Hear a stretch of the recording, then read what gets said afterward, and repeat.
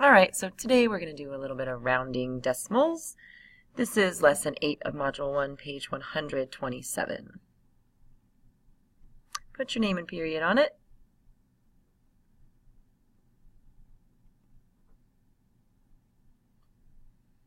All right, so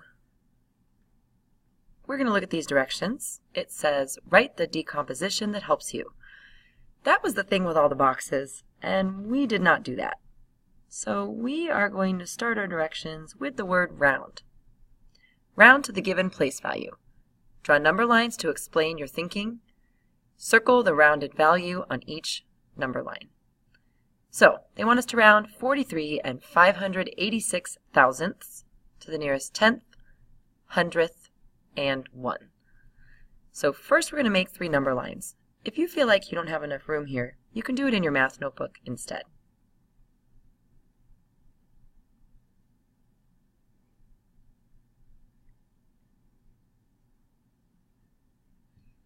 All right, so we need one that's to the nearest tenth, hundredth, and then 1.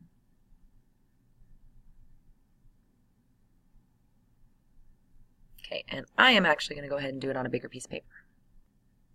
All right, so think, what is step 1? What do I need to do first? Well, I need to figure out which 2 tenths my number is between.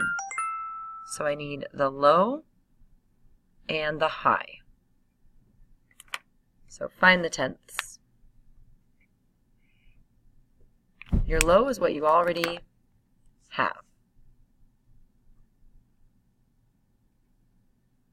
What do I do to figure out the high? You add one more of that place. So you have 43 and 6 tenths. Middle.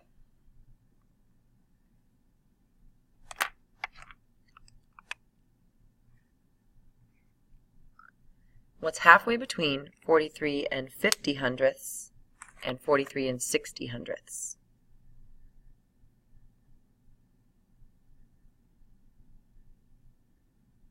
50, 55, 60. All right, where does this number go? 43 and 58 hundredths, and then some more. Does it go up here or down here? 58 would go up there somewhere.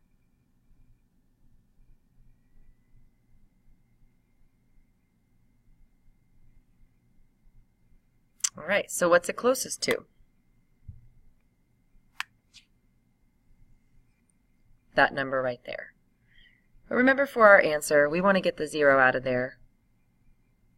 So we're going to say 43 and 6 tenths. All right, let's do the next one. Nearest hundredth. All right, got my nice crooked number line there. That's kind of bugging me. I almost want to fix it. Okay, anyway. So, nearest hundredth. So what do I do first? Label the hundredths. Find your low.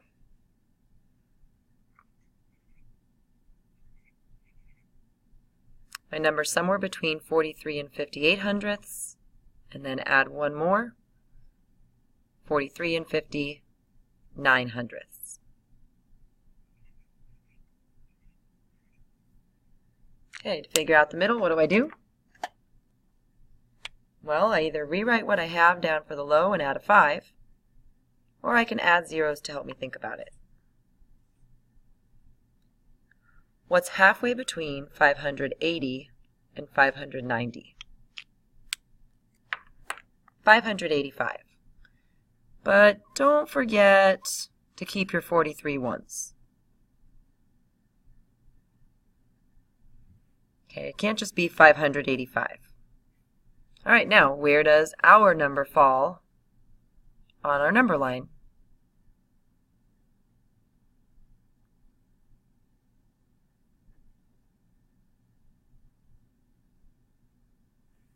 Right there. So is it closer to 43 and 59 hundredths or 43 and 58 hundredths? closer to that one. For our answer though, we want to take the 0 back off because if it says nearest hundredth, we need to round to the nearest hundredth without the thousandths.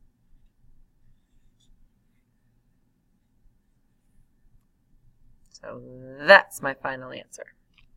Final answer. All right, nearest 1. And then after this, we're going to do some on the back. So keep watching. I know if you feel like you know this one, that's fine. You can do it on your own, but then do the next one with me. All right, here we go. Nearest whole number, or nearest 1. So find the low. My number's between 43 and 44. Middle.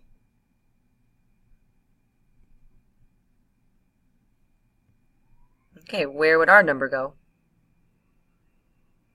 Well, it's 5/10 and then extra.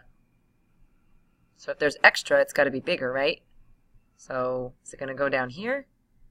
No, it's going to go up here somewhere. Another way to think about it is if I put zeros, that'd be 500. It's bigger than 500. It's 586.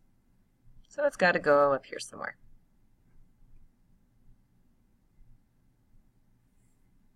Okay, what's it closest to? 44. All right.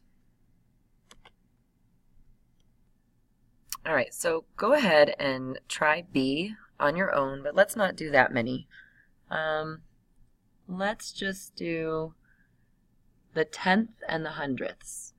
So for B, round to the nearest 10th and hundredth. And then I'm not going to actually do that one. We're going to work on number 2 together after that. So do B, and then put the video back on to do number 2. All right, so this problem is going to be a little harder than some of the ones we've done before because I think it has 2 steps. So first we need to do all the things we're supposed to do to story problems. So we're going to read the problem, box the question, circle the numbers, and underline important information.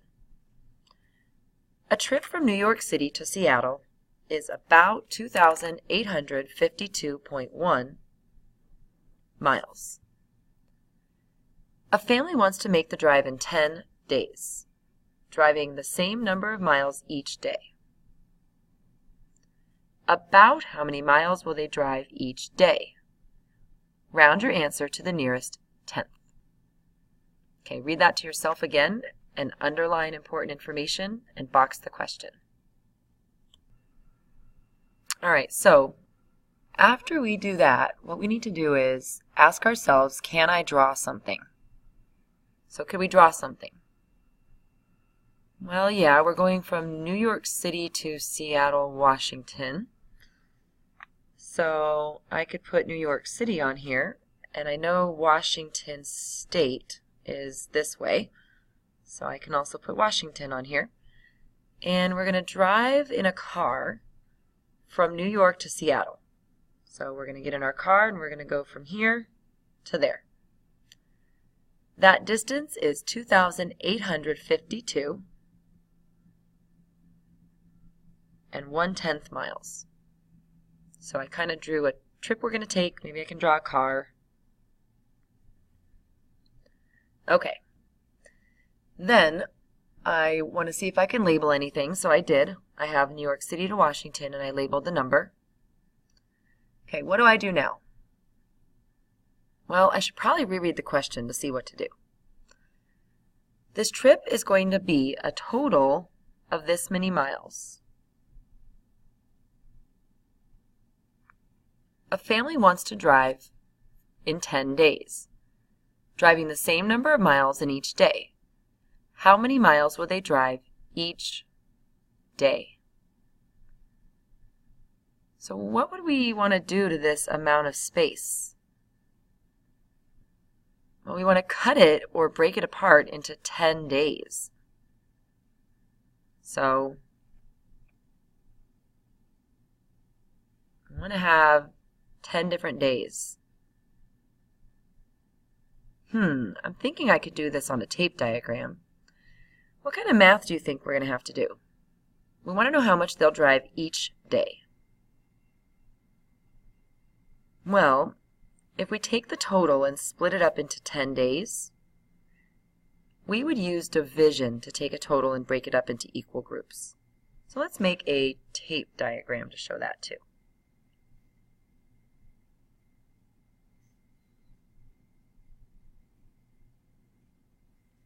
So we're going to take our total and put it at the top, and then we're going to make our tape diagram and break it into 10 parts. Each box will represent one day.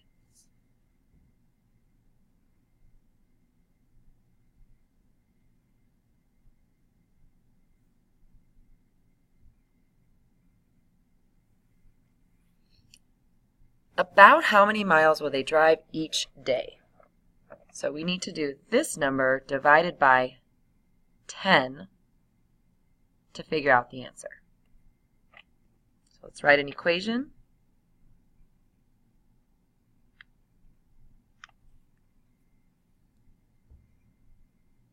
All right, when I'm dividing by 10, what happens? Does my number get bigger or smaller? When I divide, my answer should be smaller. So I'm going to take my digits and shift them one to the right. So that means that the 2 will end up on the other side of the decimal in the tenths. The 1 would be right next to it. What would be on the left? 1, 2, 1, 2, 5, 8, 2.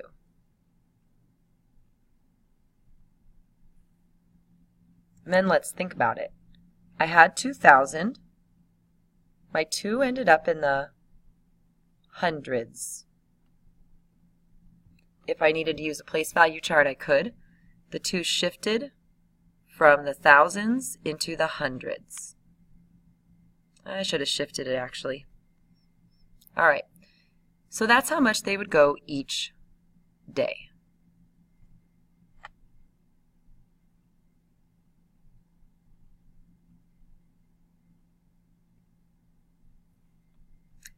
How can you check your division to see if it's right?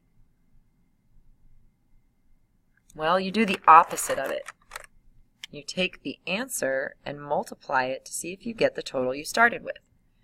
So is 285 and 21 hundredths times 10, will I get 2,852.1?